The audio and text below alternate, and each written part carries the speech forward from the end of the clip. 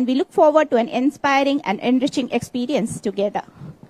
Now, I would like to welcome our High Commissioner, His Excellency, Mr. Mayank Joshi, to give his open remarks.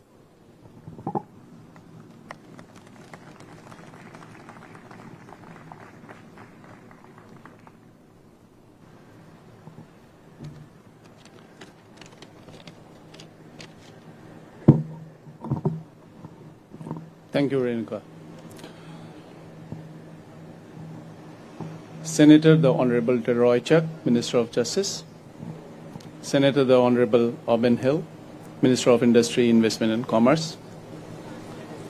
Senator the Honorable Dr. Dana Morris Dixon, Minister of Education, Skill, Youth and Information. Gurudev Shri Shri Ravi Shankarji, founder of Art of Living Foundation.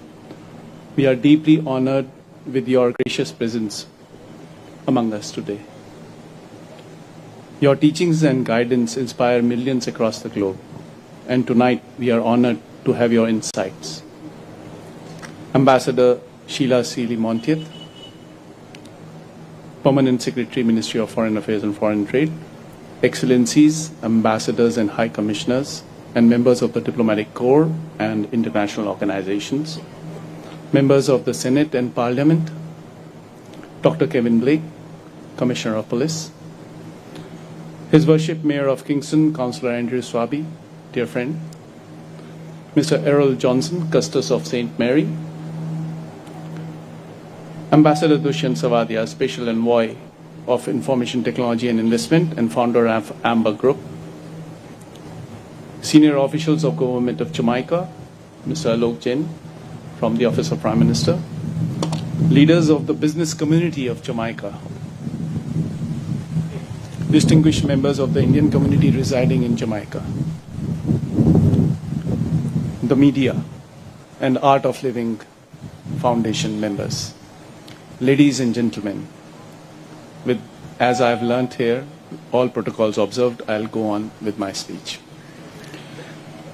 I am privileged and honored today to welcome you all to this beautiful day, evening, and precinct of India House in Jamaica.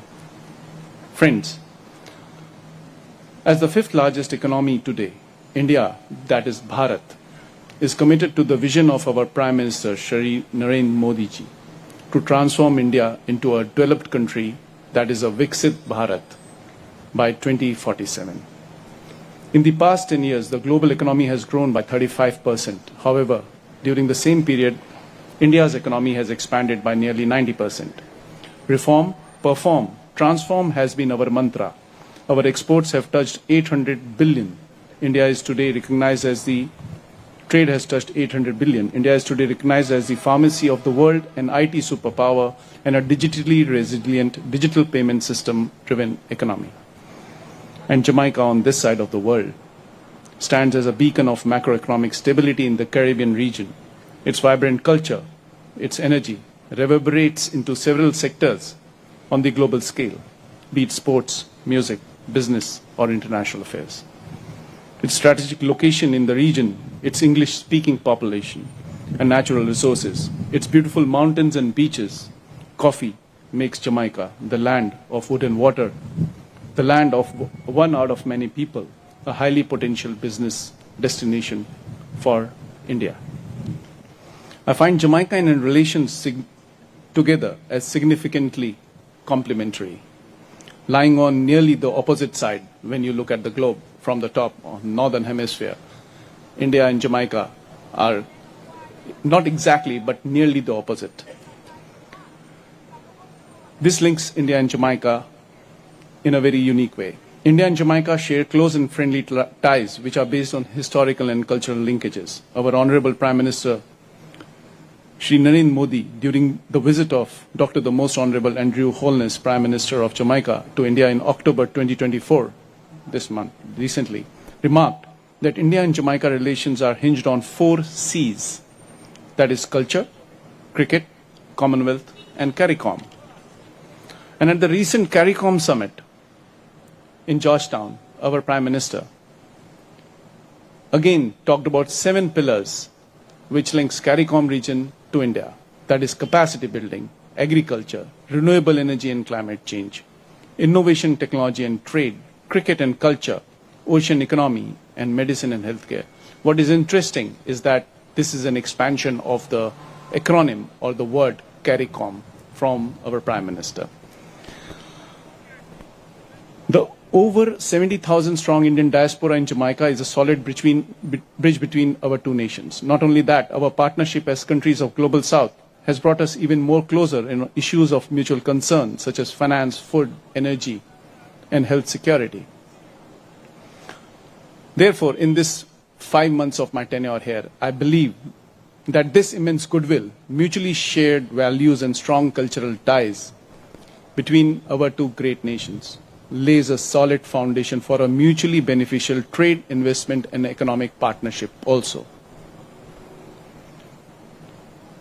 There is a lot that can be done. India has a strong partnership which it is building with CARICOM and Latin America, this region. The distances between India and Latin America, CARICOM region, are shrinking every day. Our current trade with Latin America region is roughly $50 billion. We have 35 line of credits active in this region. And in his speech last year, our Honorable External Affairs Minister, Dr. Jaishankar, stated that his vision is to see this region develop into an economy, India and Latin America, into an economy of $100 billion by 2028. Why is this important for Jamaica? Because out of this growing partnership in this region, I find a lot that can be done with Jamaica. And certainly, Jamaica needs to be and will be a part of this opportunity and potential which we are looking at. We are looking at Jamaica, and Jamaica is ready to embrace India. The recent visit of Prime Minister Holness to India, the first ever bilateral visit of Jamaica's Prime Minister, triggered major things to come.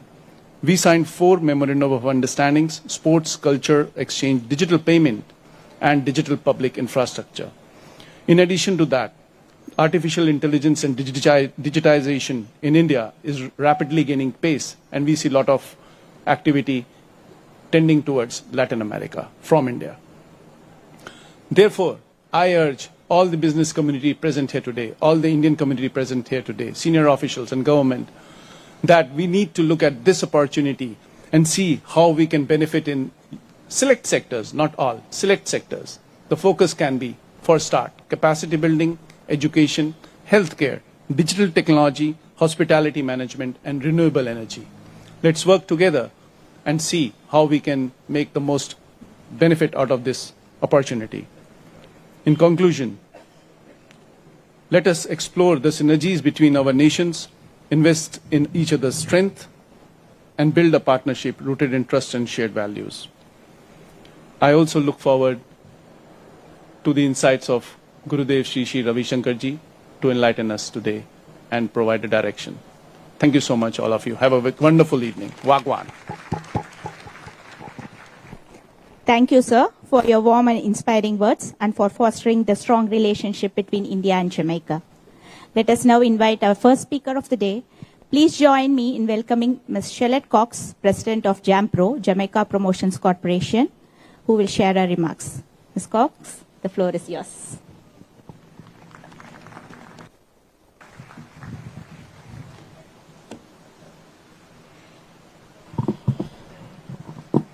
His Excellency Mayank Joshi, High Commissioner of India in Jamaica, Senator the Honorable Obin Hill, my portfolio minister and the Minister of Industry, Investments and Commerce, Senator Dr. the Honorable Dana Morris Dixon, Minister of Education, Skills, Youth and Information, Minister Delroy Chuck, Minister of Justice, Ambassador Dushant Savadia, founder and CEO of the Amber Group, other ambassadors and members of the diplomatic corps, or His Worship, the Mayor of Kingston, and Mr. Johnson, the Custos of St. Mary, Gurudev Shri Shri Ravi Shankar, our esteemed speaker this evening, ladies and gentlemen, distinguished guests, a very pleasant good evening to you all.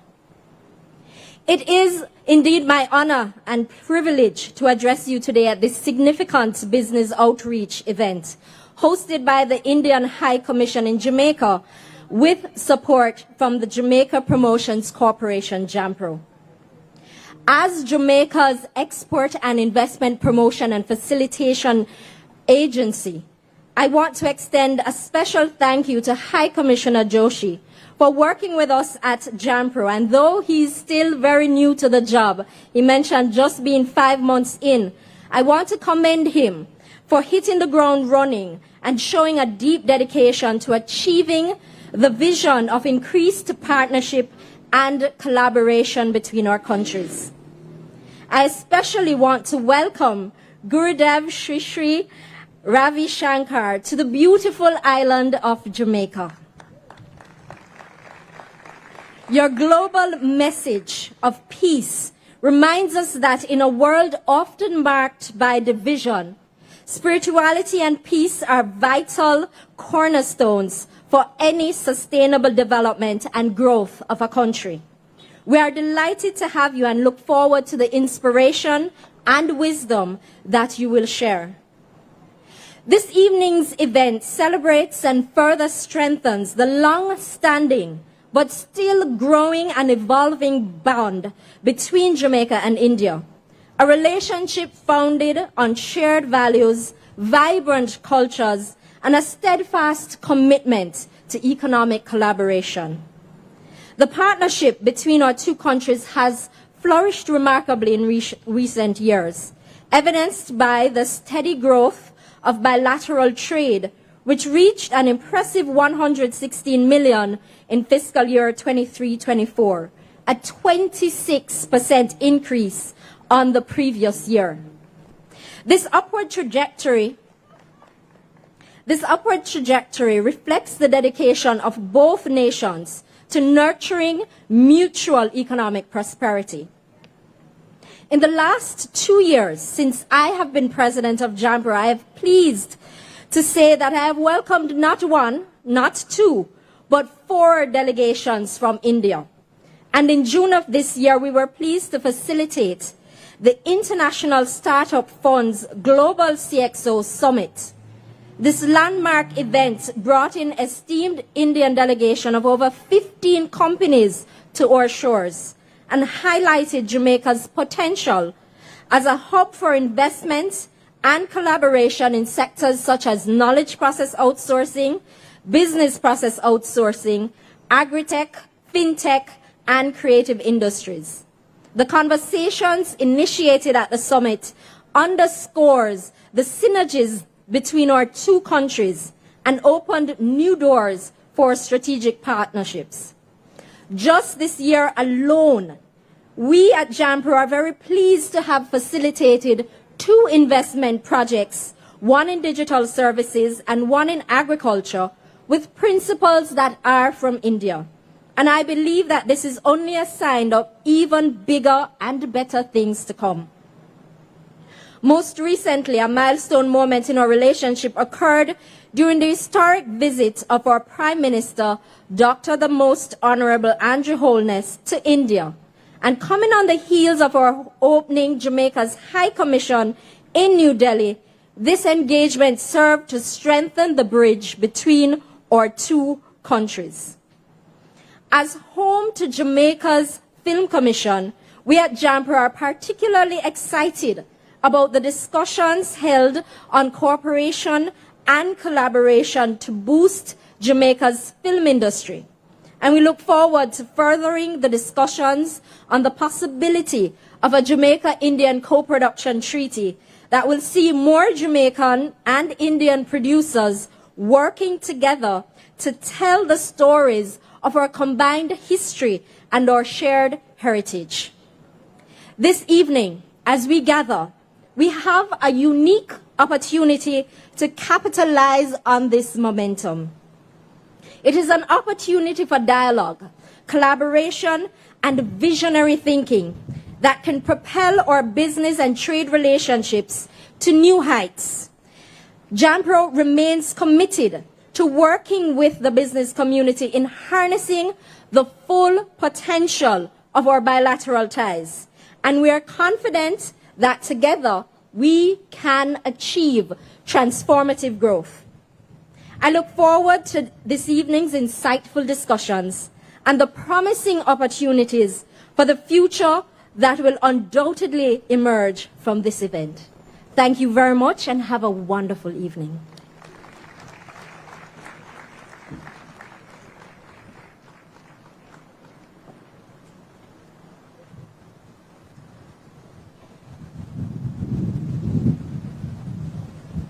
Marks and the important work JAMPRO continues to do in Jamaica. We now have the privilege of hearing special remarks from someone who plays a vital role in the growth of Jamaica's industries and investments. Please welcome Senator the Honorable Aubin Hill, Ministry of Industry, Investment and Commerce. Senator Hill, we are honored to have you with us this evening.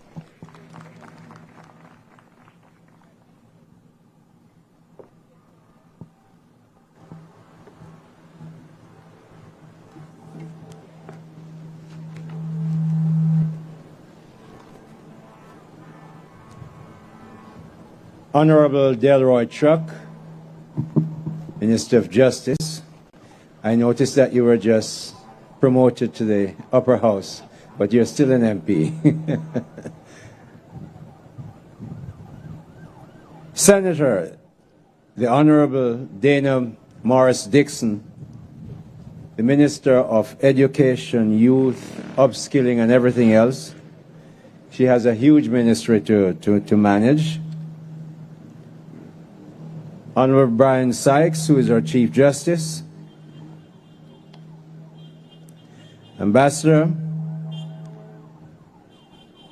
Sealy Monteith, who is the Permanent Secretary and really the head of the Diplomatic Corps at the Ministry of Foreign Affairs and Foreign Trade. Excellency Mayank Joshi, our host this evening. Thank you very much for this. You've kept off the rain. The rain has come in the past 2 days, so you arranged that very, very well. My own permanent secretary, Mr. Sancia Bennett Templo, the Minister of Industry, Investment and Commerce, and of course, the very reason we're here this evening, Gurudev Sri Sri Ravi Shankar. We're so happy to have this most outstanding teacher and worldwide leader across many, many countries. Millions of people listen to him, are benefiting from him. And we in Jamaica are very, very privileged to have you here this evening, Guru. We're very, very happy to have you. Of course, we have ambassadors, other people from the Diplomatic Corps. Happy to have you here. I know we have the Commissioner of Police. We have very distinguished people from the press.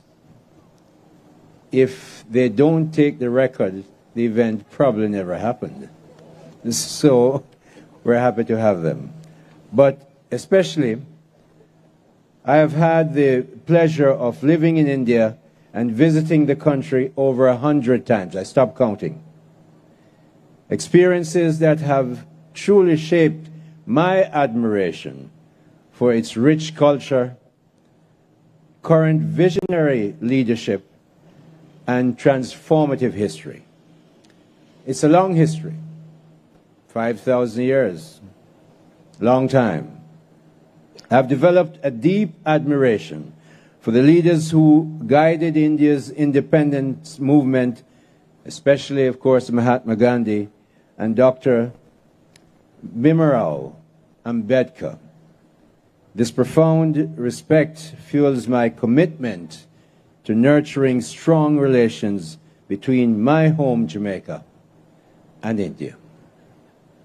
Distinguished ladies and gentlemen, it is with immense pride and heartfelt joy that I greet you today as the Minister of Industry, Investment and Commerce, Jamaica's Business Ministry, to celebrate the strong and ever-growing relationship between Jamaica and India.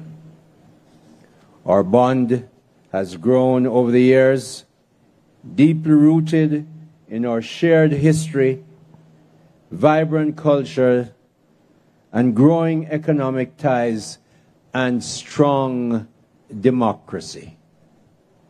India, the largest democracy in the world, the largest democracy in the Commonwealth, the largest economy in the Commonwealth. India has a lot for us to admire, and to be able to keep a country of that size and that size in population together is an amazing achievement. And this evening, I'm asking you to give India a special round of applause.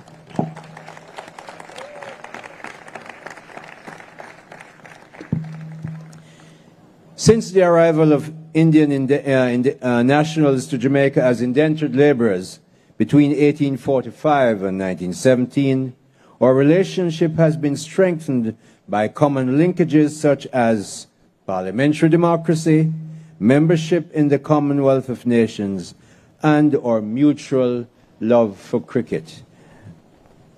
I can remember when there was no Mr. Tendulkar or Mr. Rohit whatever. And we went to India and dominated the place. Boy, times have changed. But we both still love cricket a great deal because the Indian IPL makes sure that our West Indians and Jamaicans, Chris Gayle especially, and I can tell you this because I know it's true, Chris Gayle is much more popular than Usain Bolt, if you can imagine it. Much more popular in India, and Usain Bolt is big. But Chris Gayle is a giant in Indian cricket. Today, this relationship prospers more than ever, driven by a shared vision of prosperity for both our nations. Prime Minister Andrew Holness' recent visit, really a historic visit to India, has set the stage for a new era of Jamaica-India relations. This landmark visit, the first by a Jamaican head of government to India, has opened doors for future collaboration in vital sectors such as trade, technology, education, and tourism. Tourism especially. Prime Minister Andrew Holness' engagement with Prime Minister Narendra Modi and other key leaders has led to the signing, as you heard, of 4 MOUs, significant memorandum of understanding, including cooperation in sports, digital transformation, a cultural exchange program, and a digital payments partnership, something that, as my cabinet colleagues will tell you, even this past Monday, we discussed at cabinet, and that's all I can tell you about what we discussed at cabinet. Okay. These agreements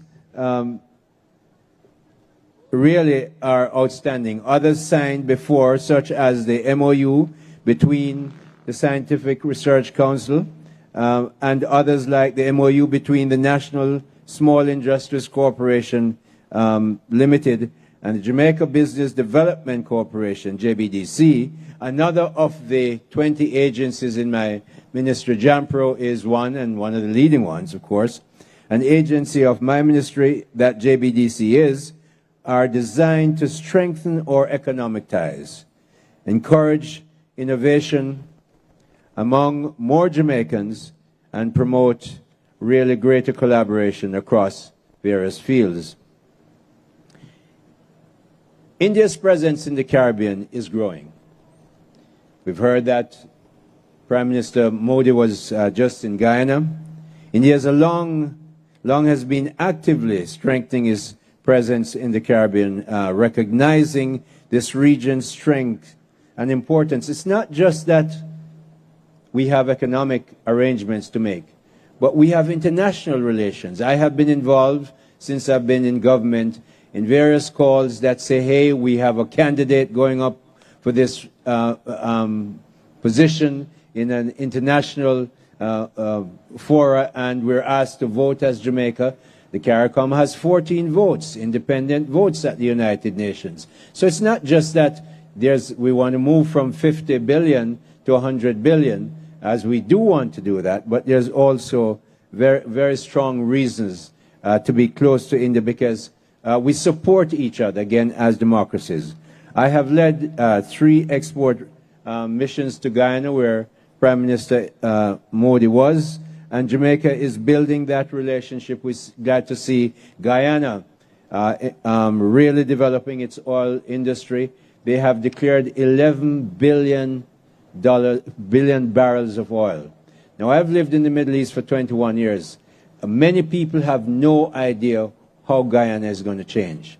I have been encouraging Jamaicans. I've taken 3 trade missions to Guyana.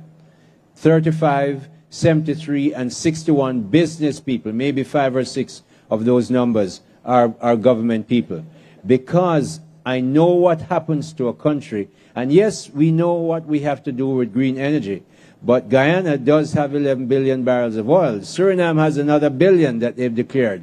I imagine that Exxon, being the lead driller, has probably more than the 11 billion. So, rightly, Prime Minister Narendra Modi is seeking to secure maybe 2 billion barrels of oil from the Caribbean. Guyana is leading that effort. We're happy to see that our CARICOM neighbor is leading with that relationship in India, because it augurs well for all of us. The strength of India's economy, ranked among the top 5 in the world and projected to be the 3rd largest in 2030, is further bolstered by the status of the world's most populous country. And it's not just the most populous country. China is big, 1.3 billion. India is 1.4 billion people. But India has a young population. When I looked at maybe 5, 7 years ago, I looked at a study by PricewaterhouseCoopers, and they were saying by 2035 to 40, maybe 2040 to 2045, India could be the largest economy in the world. It might be close, and the reason for that is because of the youth of its population. We in Jamaica must make sure we make sure those ties are bound between our 2 nations as we look at developing that wonderful relationship with this great country. We're looking to see Indians investing in Jamaica. We are not looking for loans.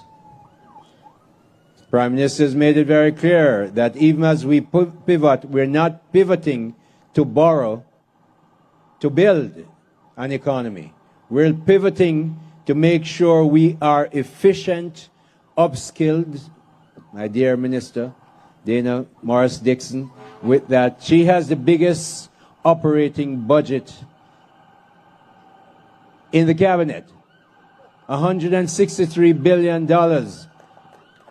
That wonderful petite minister you see there has the biggest budget. Now, that must be progress, eh? With that, we know that Minister of Finance spends more money because it has to pay the debts and the interest rates. But the operating budget in the cabinet, the biggest one, is education, because we know how vital it is. We know how India has changed itself through education. My career was built by Indians in the Middle East. I remember hiring Sunil Sivanand with 2 IIT degrees, a first degree and a second degree, to run my IT business at the National Bank of Oman. The reason why I've been to India so many times, it was my recruiting ground, because you could get really, really smart Indians who knew banking. I didn't have to teach them. They knew banking. I could put them into positions, and so I did. I brought 15 of those Indians from the Middle East with me to help run NCB when I came to take it over. And in fact, if we didn't bring them, you wouldn't know this, but we were putting in Finacle, which is, guess who owns Finacle? Infosys. I think we were the first bank, Guru, that put in emphasis, High Commissioner, as a banking solution. And we were there early in the game. So we have a long tie with India. I know how bright Indians are. And we want to make sure, I'm so happy Prime Minister Holness did get to go this time. And I know Ambassador Dushyant was with him. And we're very happy to see that you, Ambassador, have been so good to bring Gurudev here this evening and for the last few days. I know you had a meeting with the Prime Minister this morning. I'm sure it went very, very well. And we know, I'm saying that we are pleased that the Prime Minister made these arrangements, especially in upskilling our people and the technology that we need, because if we're going to lead, and we are going to lead in the Caribbean, the only place is to go forward. If we are going to continue to lead, we're going to have to be a lot more efficient and digitized than we are today. I know Dushyant is helping us with his Amber business, and he's sitting right next to the Minister of Education. Right place for you guys to be. But there are Indian companies here that we must highlight. The Biopris Group, they're a big, they started off, I know Dr. Guna Mupuri came here as a young doctor to work in our hospitals and develop a huge business, investing millions of dollars here, and is building a medical college and other business here. So Biopris is big. We have Dr. Reddy's laboratory, just invested about $1 million US in business here in Jamaica. Sagility Jamaica, which has been here in our BPO sector. They employ 3,800 Jamaicans, so you can understand we love them. Guardsman Group, who has been here, Kenny Benjamin came here many, many years ago, became a naturalized Jamaican. The Guardsman Group, of course, has 8,000 employees and operates in 9 countries, and Jamaica is its headquarters. So we're pleased to see the development and progress that Indians have made in Jamaica, and I want to continue to see that happening. But as we come this evening, we're very happy to have Guru Sri Sri Ravi Shankar here. I'm so tempted to say Ravi Shankar because, you know, I'm sort of there with the Beatles and Ravi Shankar, and it was... Then I had to check. I checked again and see, because I know where Ravi Shankar is, and he's not here with us. So I checked, and it was good to see you here. A particular significant aspect of the strengthening ties between our nations is the presence of Gurudev Sri Sri Ravi Shankar here this evening. Your leadership and engagement with the Jamaican business community today signifies a deepening relationship that transcends economics and touches deep into our cultural spheres. Your work is helping to create greater understanding and collaboration from the grassroots level and within the corporate and governmental sectors as well, as you speak about business and ethics, something that we all have to be very concerned about and very much in supporting it. We look forward to getting significant non-tangible benefits from your time with us. And we know we've had some tangible benefits. I've read the newspaper, Ambassador. So I know we've had some tangible benefits. But there are some very important non-tangible ones that we're looking to have as well, as Gurudev speaks to us. And we want to share those benefits with the millions of followers, the millions of beneficiaries that Gurudev has had in the hundreds of countries around the world. We're happy to have him here in Jamaica. But we also have been doing the recognizing of Indians. I must acknowledge the deep historical connection between our countries symbolized by the statues and streets, not statutes, but statues and streets named after Indian leaders. The statue of Mahatma Gandhi depicting If you'll allow me, we have a little breeze here, so I'm fighting with the paper, but I'll get there. The statue of Mahatma Gandhi depicting the famous Dandi March and donated by the ICCR was installed in July 2012 at the University of the West Indies, Mona campus. I remember visiting that occasion. Another statue of the Mahatma has also been installed at the Jamaica Library Service to commemorate the 148th birth anniversary of Mahatma Gandhi in October 2, 2017. I was certainly at that. The latest renaming of a road in Kingston was done in honor of Dr. Bhimarao Ambedkar, a most able but humble Indian jurist, economist, and social reformer whom I greatly admire. Dr. Ambedkar had an MA and PhD from Columbia, an MSc and DSc, Doctor of Science in Economics, from the London School of Economics. And he was really, for the Jamaicans who may not have known, he's called the father of the Indian Constitution by some. He chaired the Constitutional Committee that wrote the Constitution that made sure women's rights were enshrined from 1948. Not 1968, not 2018, but from 1948. In fact, I suspect, Ambassador Duchamp, that it was written in probably 1947, because that's when the Assembly would have studied it. So I'm so pleased this evening, very pleased, to see all of us here to recognize Gurudev.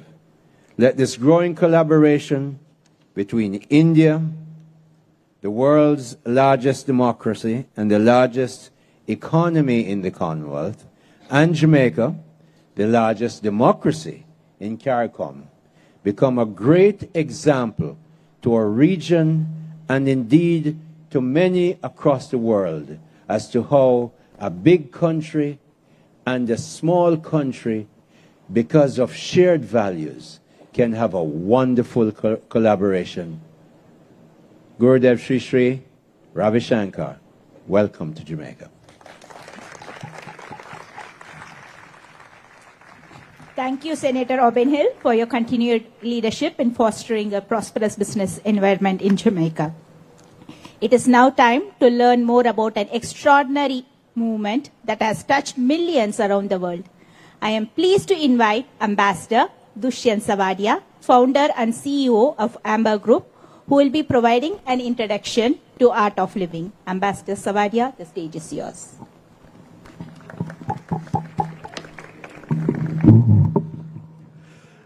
Very good evening. In the interest of time, all protocols observed. And Gurudev Sri Sri Ravi Shankar, welcome to Jamaica. I just want to go off script for only 30 seconds. Senator Robin Hill mentioned about Chris Gayle. When I traveled with Prime Minister to India, and we met Prime Minister Narendra Modi, then we met the President of India, and then we met the Vice President of India. The Vice President of India said, Dushant, the manufacturing of cricket balls in India went through the roof. I said, why? He said, because of Chris Gayle, he puts all the balls out of the stadiums. But it is my absolute pleasure this evening and to have Sri Sri Ravi Shankar, Gurudev Sri Sri Ravi Shankar at this India House in Jamaica. It is an immense honor to stand before you today on this remarkable occasion where we celebrate not only the transformative work of Gurudev Sri Sri Ravi Shankar and the Art of Living Foundation, but also the deep enduring bond between India and Jamaica.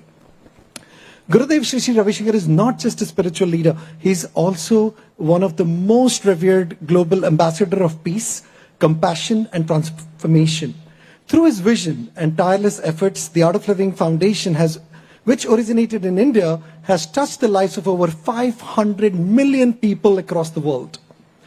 From empowering individuals to fostering communities, Gurudev's message of unity and harmony resonates in every corner of the globe, including right here in Jamaica.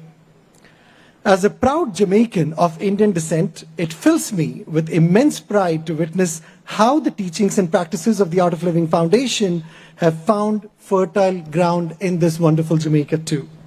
The Foundation's work in stress management, mental wellness, and community building has transformed countless lives here and all across the world, bringing peace and purpose to many. Today is a particularly special day for all of us as we celebrate a historic moment. Gurudev Sri Sri Ravi Shankar has been awarded the key to the city of Kingston by Lord Mayor Councillor Andrew Straby. This recognition is a testament to his unparalleled contribution to humanity, his commitment to Jamaica, and the resonance of his teachings with the Jamaican spirit. Earlier today, Gurudev also met with the Most Honorable Prime Minister Andrew Holness, making another milestone in strengthening ties between Jamaica and India. It is with great joy that I also announce a significant partnership. Amber Group, in conjunction with the Art of Living Foundation, has presented a letter of intent for $5 million aid to the government of Jamaica.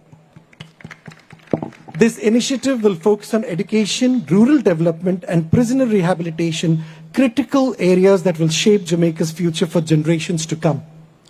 This partnership is deeply personal for me. As the founder of the Amber Group, a conglomerate born out of the inspiration from the values of the Art of Living Foundation, I've always believed in aligning business success with service to humanity. From humble beginnings, Amber Group has grown to 13 companies operating in 100 countries.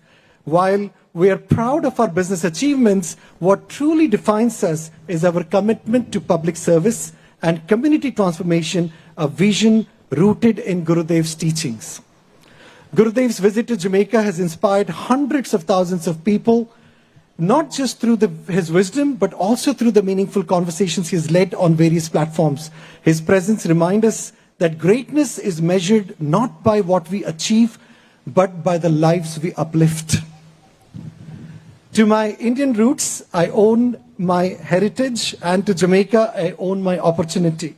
Together, they have shaped my identity as someone who strives to give back to the nation and the people that have given me so much.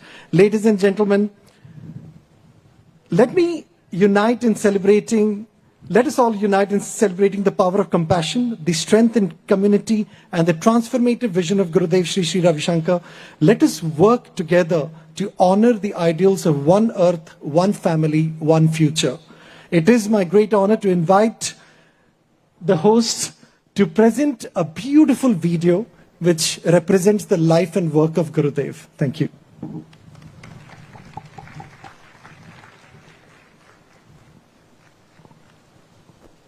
Thank you. Thank you, Ambassador. In the modern age, technology has connected us like never before, turning the globe into a village. And yet, conflicts still divide us. What can unite the human family? First, let's step back to the 1950s. As ancient wisdom was being lost to time, a young boy was found in deep meditation in a small village in South India. His name was Ravi Shankar. From the beginning, he combined both worlds, the ancient and the modern, age-old values and the latest science. A prodigy even at the age of 4, he shocked teachers when they found him reciting by memory ancient passages from the Bhagavad Gita. He went on to become steeped in Gandhi's legacy of nonviolence and also a keen student of physics. His viewpoint also expanded beyond normal geographic borders. This child would tell neighbors, "I have family everywhere."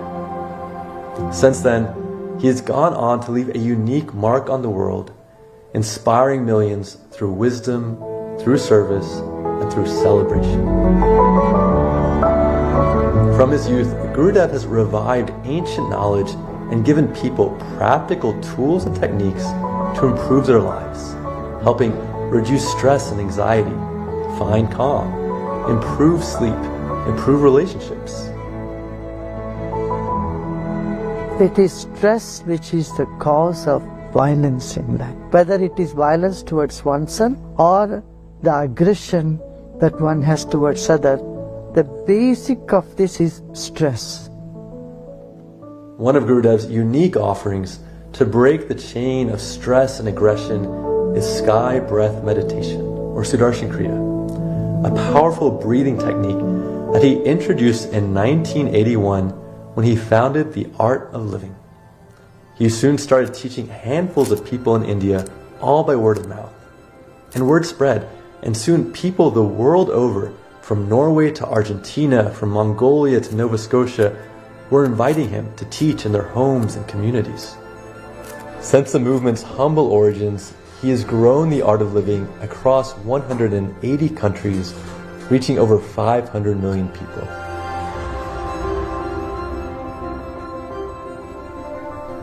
Gurudev started the Art of Living service projects by saving a sinking school which had no funds. This small act, housed in his own home, grew into more than 1,000 free schools across India, including some of the country's most undeveloped regions. These schools now educate and feed more than 82,000 children. His vision has grown from there to inspire volunteers globally and in our own local communities. Projects range from education and peace building to the environment and mental health and wellness. Across North and South America and Europe, trainers have touched the lives of over 350,000 students in over 200 schools. Youth learn effective techniques to reduce anxiety, manage emotions, and as a result, decrease infractions and violence. It's really giving us a framework to make sure that the physical and emotional components of student development are part of our students' everyday experience. I didn't know how to deal with my stress. I lost my sister, I lost my grandma, I lost my great-grandpa. In my past times, I used to hit people and do violent stuff, but now I just don't. I leave it behind. These techniques have been taught on over 108 college campuses, and some are even offering courses for credit. Students report better mental health, less anxiety, and more social connection and interconnection. I had just gotten to campus and I was really struggling with a lot of mental health issues. You know, I had social anxiety. I couldn't even make eye contact like I'm making with you right now. I think really the only reason I'm able to stand here with a smile on my face right now is because of Sky Campus Happiness. The Veterans Program has brought stress and trauma relief to veterans and their families. The subject of fascinating scientific research, it has also been featured in documentaries like Free the Mind and Almost Sunrise. I'm not taking any medication for anxiety. I'm not taking any sleep aids. I'm not taking any meds. That is not a giant step, that's a giant leap. In 1991, Gurudev launched courses in prisons. This program helps to break the cycle of violence and offers lasting change to prison inmates. To date, over 800,000 prisoners around the world have been touched by this project. I actually look forward to fights. But now since doing this course, I'm a total different person. I can now walk away from a fight. In our cities, Gurudev's programs are helping to build trust and peace in communities, including building bridges between law enforcement and former gang members. Gurudev's work for dialogue and harmony have made him a global ambassador of peace. Through his inspiration and trainings, thousands of militants and terrorists have laid down their arms and chosen peace. We had been taught to operate guns and train other youth. But now, since meeting Shri Shri, We realized we had chosen the wrong path. We now want to spread love and non-violence in Kashmir.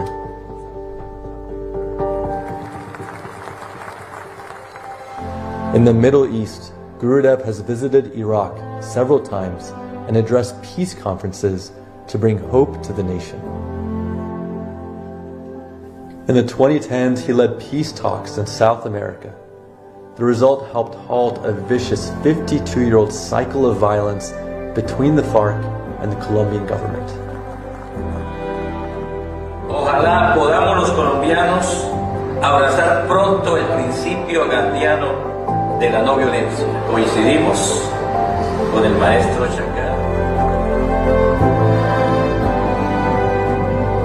The Art of Living has also been working towards healing the environment. Over 70 rivers and thousands of water bodies in India have been revived. And in the face of natural and man-made disasters, Gurudev has inspired a wave of service. He has mobilized trauma and disaster relief for people in crisis around the world. When asked about the motto for his organization, Gurudev often says it's making life a celebration, and that we come to see the whole world as one family. Out of this vision of family, of humanity, of celebration was born the World Culture Festival, a global event series on an Olympic scale. It's brought together over 7 million people from 155 countries in Bangalore, Berlin, New Delhi, and Washington, D.C. The most recent event hosted over 1 million people on the National Mall in D.C. and the largest in-person meditation event in U.S. history. From world leaders to the tens of thousands of performers to the enthusiastic participants, World Culture Festival is a glimpse of the world in all its diversity, united as one family. Gurudev's vision for the world is to see a smile on every face and to create a stress-free, violence-free society.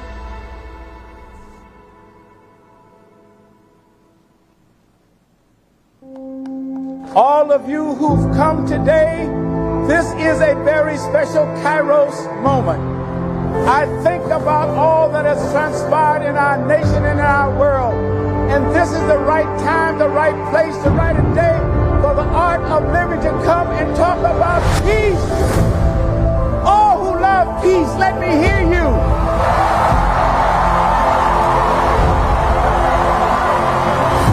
Ladies and gentlemen, Washington, D.C. and the whole world, we declare open the Art of Living 4th installment of the World Culture Festival.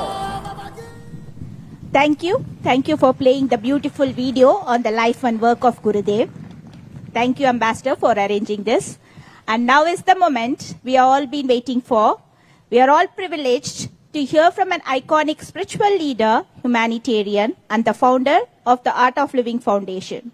Please join me in welcoming Gurudev, Sri Sri Ravi Shankar, who will now address on the profound topic of business and ethics. Gurudev, we are so honored to have you with us this evening. Thank you.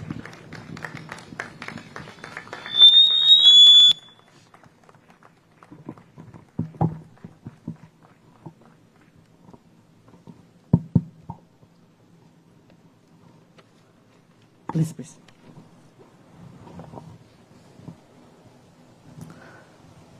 Honorable His Excellency the Ambassador of India to Jamaica, Honorable Ministers, Senators, Honorable Justice, and other dignitaries present here. We have heard very extensively about how we all can benefit by collaboration, cooperation in the field of business, and how it is so important for us to have a vision for the future. I won't elaborate much, but I would like to, on a lighter note, I would like to say something.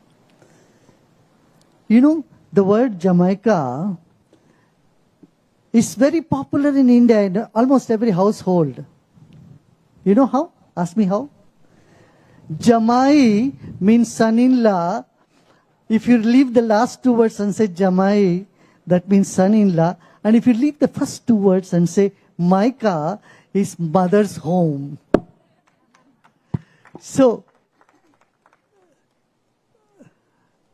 every village, people are very proud to invite their son-in-law home, and every girl wants to go to their mother's home.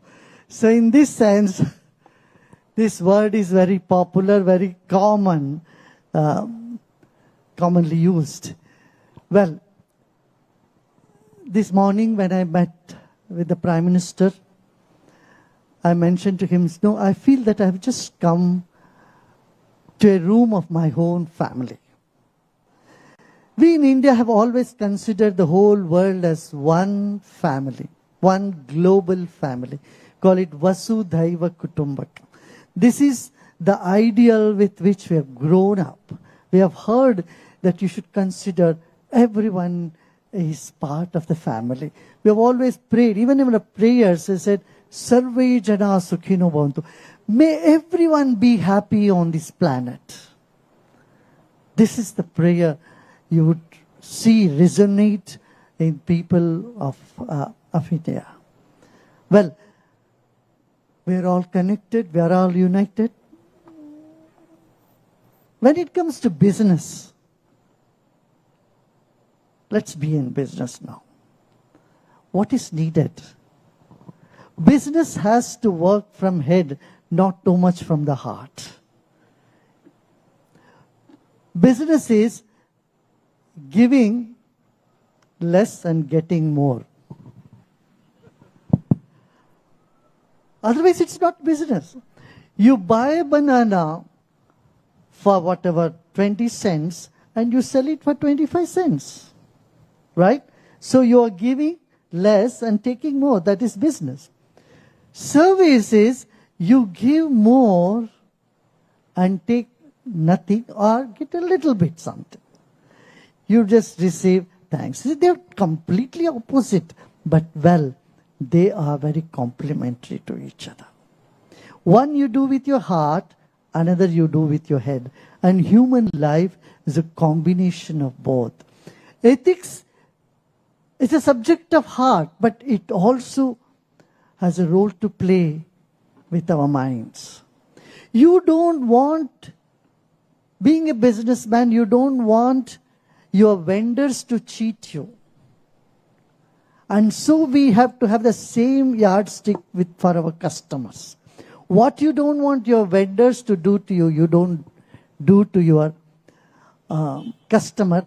This is the basic code, basic line of ethics. Ethics is very important business. Business thrives on disruption. There should be disruption in business. Disruption, development, dynamism be part of business. At the same time, compassion, concern, commitment is part of it too. If there is no commitment, you cannot have a successful business. So the commitment comes from a state of mind which has integrity, which have innovative spirit, and which is confident.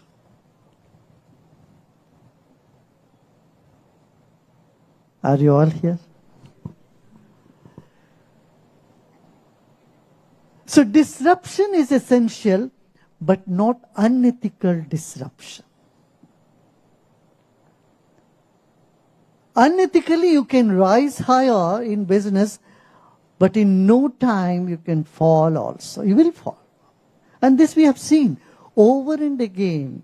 Wherever some business homes have really risen up, unethical way, they have ended up in some place where they have to count the bars there. So ethics in business is for sustainable development, sustainable business growth. This is very important, especially with young people. Keeping this in mind, Art of Living started a program called the Global Forum for Ethics in Business in cooperation with the European Parliament.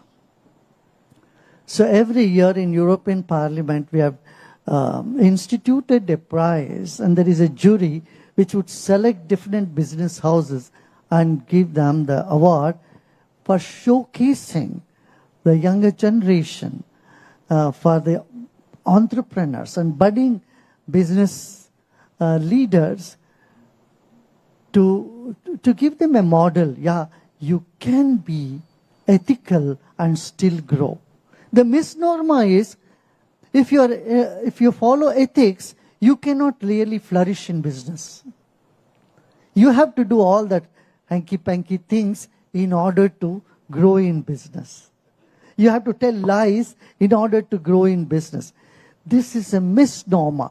So there are institutions, there are business houses, there are entrepreneurs who have towed the path of ethics and still have been successful.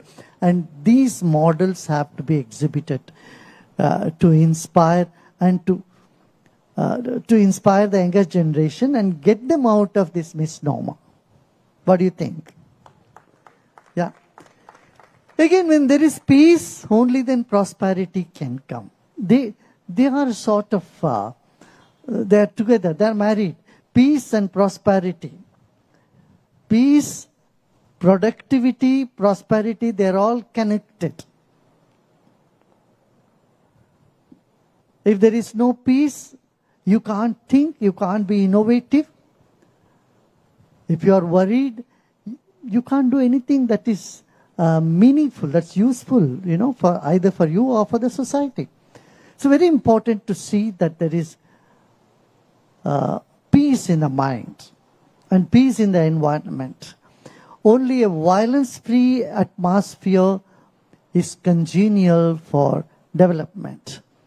In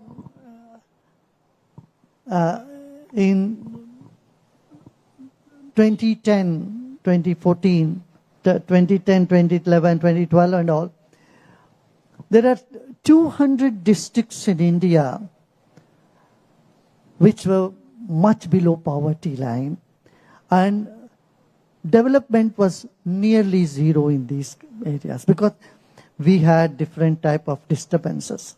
There was violence and all that. There were Naxalite violence, that's the red terror, or what we call as. And in these situations, no businessman would want to go to these districts and start any business. After the coming of our Honorable Prime Minister Narendra Modi, this whole scenario has changed. In this short span of 10 years, he has transformed India to a much, much peaceful, much prosperous place where infrastructure has developed like never before. If you come to India now and you have not been there for the last 10 years, you will be really surprised. You are in for surprise. You will see the infrastructure is so much better. The peace has been well established in almost all parts of India, except just few districts are still left, but they are also so much better now. So when there is peace, then people would come and invest, industries come, productivity happens there, then prosperity comes. When there is prosperity, it leads to more harmony in society. So this interconnectivity of peace and prosperity is largely ignored. In the United Nations, last time I also mentioned this, that there is so much emphasis on security, though in one breath we say peace and security, very little attention is given to peace, only security is being given a huge budget. So if every nation allots 0.1% of their defense budget to peace education, world would be, I tell you, definitely a better place. Because we are not paying much attention to peace. In 2015, when the World Yoga Day was declared, in United Nations, I had the privilege of leading them through meditation. The then Secretary General of United Nations, Ban Ki-moon, you know what he said? Gurudev, we need this meditation before every negotiation. Then people can listen. Today, the listening has gone so down, you know. Our attention span has shrunk. People don't listen to each other. Haven't you had this experience? You have been talking to somebody and they're off. Our attention span today, according to psychologists, is only 30 seconds. More than 30 seconds, you can't hold people's attention, mind. 40% of our school teachers are depressed in the world. Classroom violences have skyrocketed. Domestic violence have tripled after COVID. In this state of affairs, how can we really create a happy society? The purpose of any business is to bring prosperity. And the purpose of prosperity is to bring happiness to individuals and society. If the prosperity doesn't bring happiness, you have good bed, but you have anxiety and sleeplessness. What's the point? You have good meal, but you can't eat. You have problem in digestion. And this is what is happening in the world today. Don't you agree with me? Where there is prosperity also, we are unable to see that there is happiness. We are unable to really enjoy what nature has given to us. This is such a beautiful country. So much richness of nature is here. If you observe the nature, your mind can become so calm and become pleasant. And you have a platform to serve the society. But when you are so stressed, you are caught up in your own aversions, cravings, and anger and hatred, nothing appears beautiful. Nothing appears good. Life appears to be a burden. Every 40 seconds, one person is committing suicide on the planet today. Mental health has become the biggest challenge world over. In Washington, D.C., all the government, all the buildings, business district buildings are all empty. Nobody there. Why no one wants to come and work from the office? When nobody wants to come to office and work in group, and we all confine ourselves to our gadgets into a limited sphere of social interaction, then loneliness is what we see as a result. Can you imagine? In spite of the superpower like United States of America, 44% of the population is feeling lonely. There's loneliness in this country. Just imagine how much it would be in many other parts of the world when there are many other challenges. In United Kingdom, for the first time, I would really appreciate UK for really opening the ministry of loneliness for the first time in the world, recognizing how important it is to address these challenges. Unless we address these challenges, we can't have prosperity. When we don't have prosperity, there is no happiness. And happiness being the real goal of any governance. The governance or the government is there to bring happiness, comfort to people. And it cannot just happen with giving them some money or welfare benefits. In the welfare should be included the mental health as well. Keeping this in view, the United Nations, the World Health Organization have declared 21st of December as World Meditation Day. Now, what is meditation? Meditation calms the mind and helps one mentally, emotionally resilient. It helps one to recharge one's battery, so as to say. Meditation boosts our immune system 5 times. There are more than 100 research papers that has been published. And so this would help both the business community and the bureaucrat community to gear up to the challenges of today. And, to make our planet more healthy, happy, and beautiful. I know it's quite late now. With these few words, I thank you all for having me here and being here in this beautiful country. And to see you all and is such a honor and such a pleasure for me. And I would like to welcome you all. Those of you who have never been to India, do visit India. I know Honorable Senator has visited more than 100 times. He has already recommended many of you to, he has done the job which I wanted to say, and our Indian ambassador is here. He is going to provide visas and all that necessary thing. Thank you so much. Thank you, Gurudev. Now we are open to question and answer session. If anyone is wanting to come forward to ask any questions to Gurudev. Anyone? I don't think they have any questions, do they?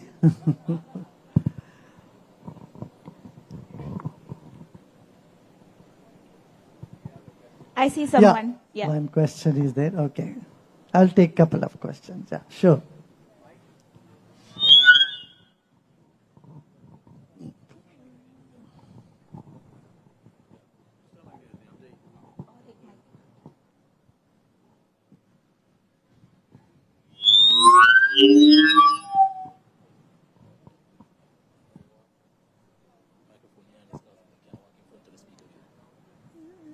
You can say, I will repeat the question.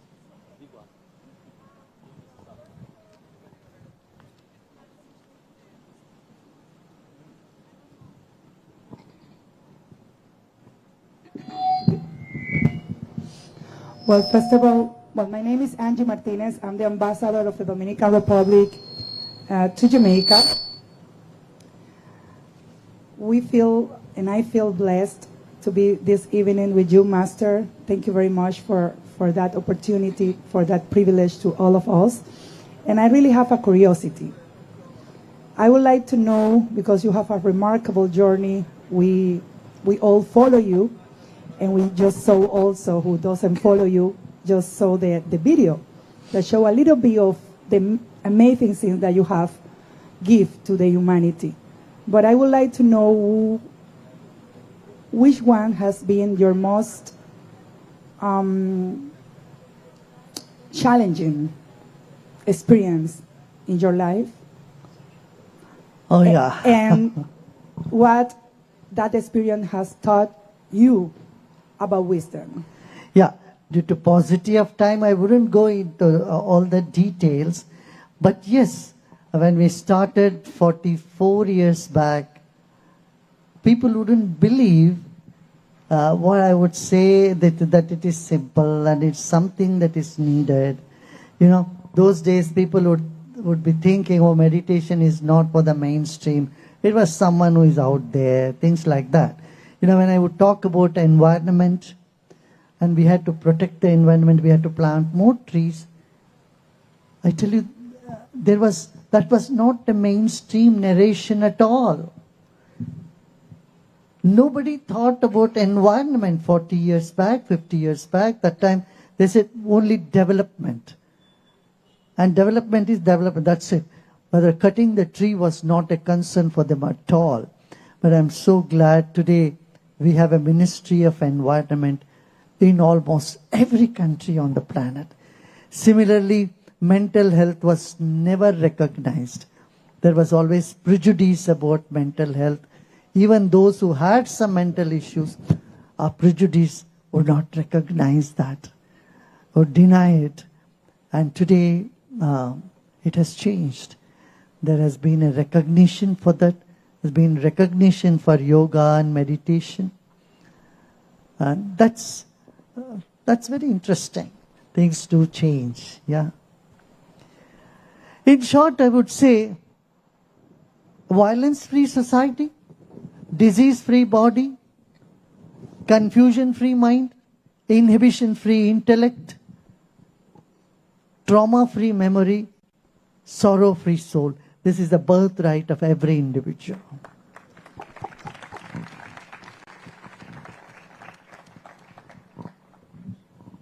Hi, thank you for being here.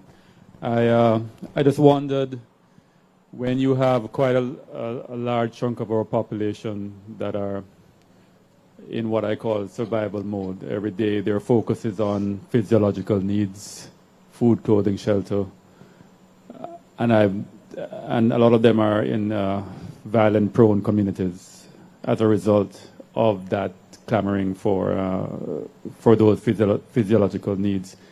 And I've noticed you having a lot of success on your videos in other violent-prone areas. I just wondered if you have any advice for the leaders who are here today, what works, the best practices, and so on that we can use to effect that transformation here in Jamaica.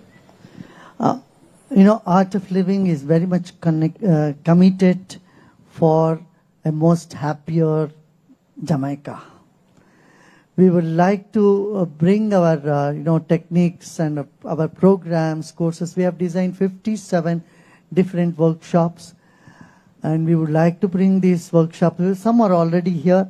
I would like to train more teachers from the rural areas and communities, so that those people can take care of the social and mental health of that area. So we very much would like to train young people here. We had a discussion with Minister of Justice and Education as well, that this is one area that we would definitely would like to be part of, and do whatever help we can. Yeah.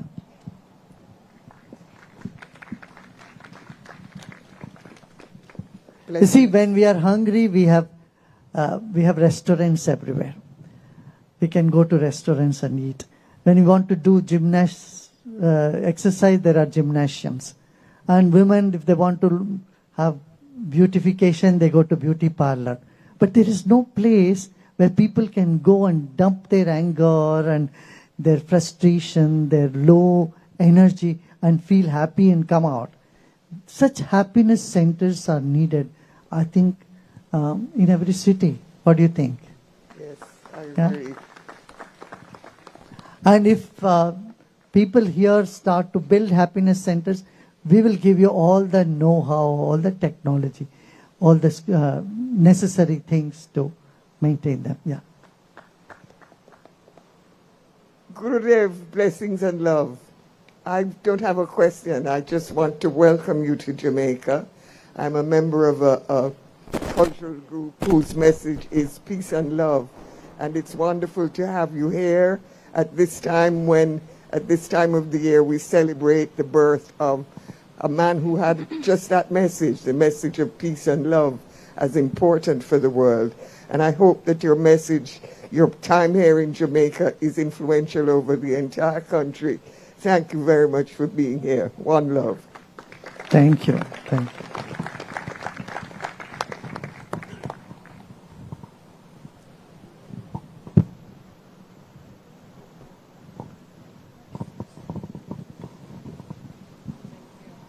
Good evening. I'm Julianne Dixon from Jamaica Sotheby's International Realty. I want to say thank you so much for your wisdom. My question to you today is, what do you think is driving the anxiety in today's generation, as I suffer a lot from it? There could be many causes of anxiety, but solution I know how to get rid of it. And we have a protocol, anxiety, sleep and anxiety protocol, which helps you to get rid of anxiety and have good sleep. This is so much to do with our breath and our state of mind. And you may just contact our Art of Living teachers and members here, or go into our website. You can find that, yeah. We will do more of those work here too. I know, it's so much needed in the world, yeah.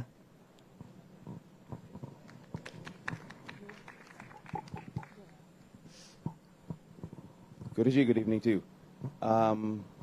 So I had a question. You talked a lot about peace and prosperity. Could you touch a little bit on fear? Because this is about business and ethics. And in the energetic world, for example, blood would not be thicker than water. But in the lived world, blood is most certainly thicker than water. And as you would say, if first principles are shaky, then it can be garbage in, garbage out. So if the lived experience is different to the energetic experience, and therein lies the interplay of fear and what we don't know, what comes beyond, how do we address that in the soul of things, so to speak, for the youth? Whether it is fear, anxiety, or anger, all these emotions, these negative emotions, which bring down the energy of human life, human consciousness, can all be addressed just knowing little bit about it. See, we know nothing about our body. We know very little about our body, very little about our breath. Actually, we don't know anything about our breath. Nothing about our mind or emotions are taught to us, or we studied them. We don't know the relationship between the breath, the sensation, and the emotions. If we learn even a little bit on this, we can change the way we feel. We don't have to feel helpless when we feel depressed, angry, or upset. We have the power to change our feelings. We have the power to, rise above the negativities. And this is what I've been talking about as the sky breathing techniques, in which we learn a lot about our emotions and how we can really snap out of fear, anxiety, anger, or hatred. Yeah. Thank you. Namaste, Guruji. Welcome to Jamaica. Most people, or probably some people, are not very clear about the difference between spiritual versus religious. So if you can please give some insight about the key differences between spiritual versus religious, that will be a good insight for many people here. Yeah. See, we human beings are made up of both matter and spirit. Our body is made up of amino acid, carbohydrate, proteins, minerals, etc., etc. Our spirit is made up of compassion, love, joy, integrity, honesty, and sense of belongingness, sharpness of intellect, sense of all these qualities of the mind, right? So anything that enhances the inner qualities of peace, joy, compassion, integrity, honesty, all this I would call up spirituality. Actually, spirituality is the heart of every religion. If there is some one thing that can unite people of all the faiths, that will be spirituality. If there is, even if you're not religious, you're all united in humanness. That humanness is what I would call as spirituality. Religion is we are born to a faith. We believe in certain ways of worship. We believe in certain ways of marriage and in certain modes of cremation. From birth through death, there are several rituals we go through in life. These are all part of religion. Our christening, our name is from religion. Our habits and our faith, what we believe, is all religion. I would say in a simple way, religion is the banana skin, spirituality is the banana.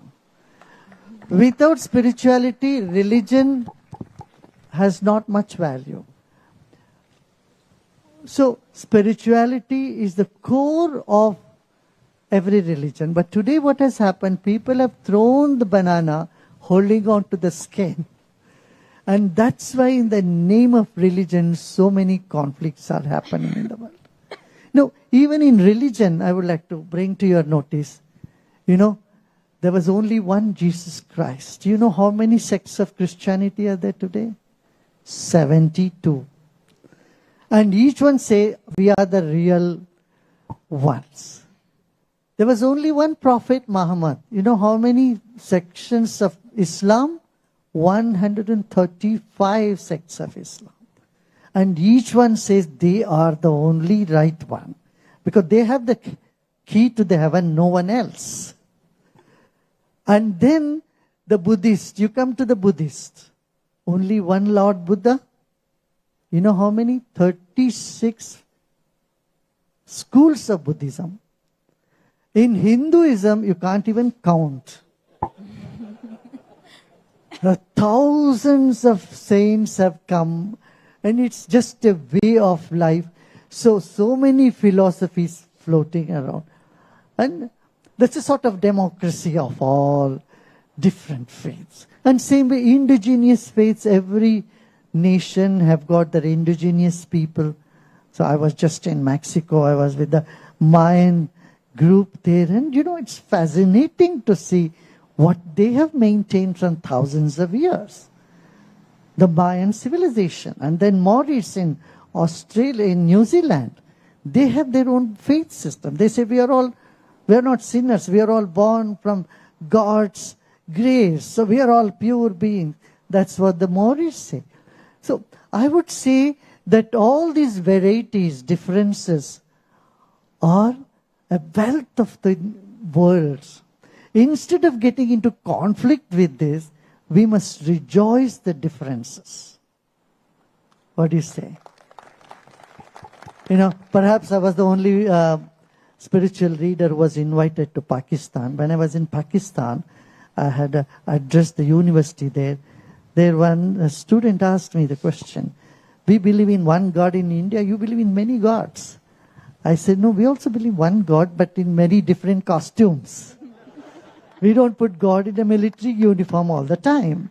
Then I gave them a little example. See, here from the wheat you make halwa, that's a sweet dish, and you make many different type of bread from the same wheat. Bread, and there is roti, there is paratha. And then from the same wheat, you also make samosas. I'm sure you're all aware of samosas. It's dinner time. I know you're all hungry now. But the basic is only wheat. From wheat, you need to appreciate, enjoy, and honor diversity. If we can honor diversity, we will put an end to conflicts, religious conflicts, conflicts on sectarian violence, conflicts on all this terrorism. What do you think? Isn't it? Yes. Embrace the differences. Make life richer. Thank you so much. Thank you, Gurudev. Ladies and gentlemen, that concludes our formal program for the evening.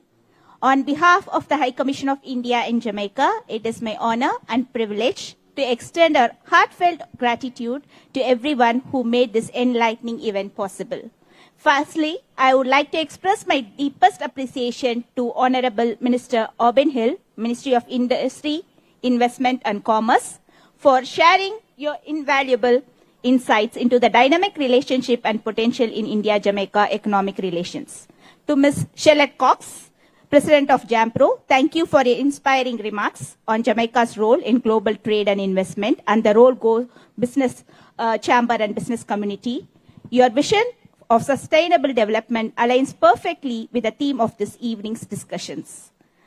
And also, I would like to thank JAMPRO for inviting all the business community people here in Jamaica, and also to Mr. Lachu Ramchandani for inviting all the business people, Indian community business people in Jamaica. Our sincere thanks to Mr. Dushyant Savadia, representing Amber Group, for your thought-provoking perspective on innovation and your experience and enterprise, which has made the Amber Group exclusively for the growth and positive social impact. Finally, our deepest gratitude to Gurudev Sri Sri Ravi Shankar, whose profound wisdom has touched our hearts and minds today. Your message on the harmony of ethics and business serves as a beacon for all of us to integrate values into our professional endeavors. Your visit to Jamaica, and especially to India House, marks a historic occasion that will leave a lasting impact on our community.